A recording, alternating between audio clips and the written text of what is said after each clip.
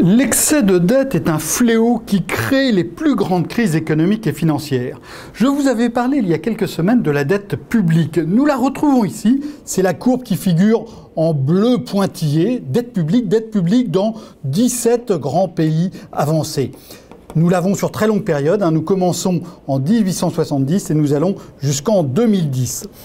Donc cette dette, elle monte à des moments bien précis. Elle monte au moment de la Première Guerre mondiale, elle monte au moment de la crise financière de la Grande Dépression des années 1930, elle monte majestueusement lors de la Seconde Guerre mondiale avec un effort de guerre absolument considérable, notamment aux États-Unis, et puis elle remonte à la fin du XXe siècle.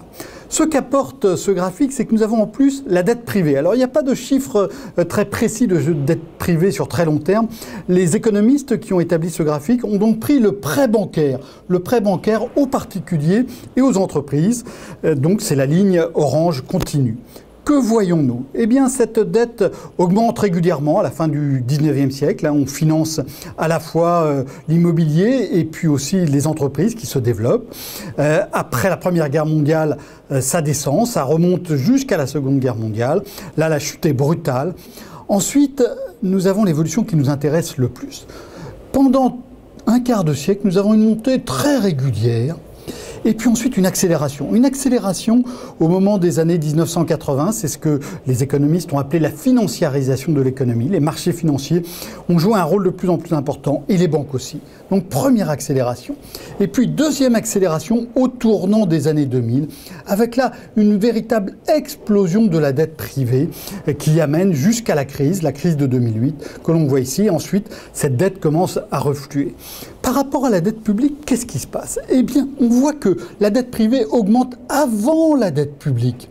On le voit là, et on le voit ici de manière encore plus claire. La dette publique, les derniers chiffres qui ne figurent pas ici, montrent que ça a monté très fortement.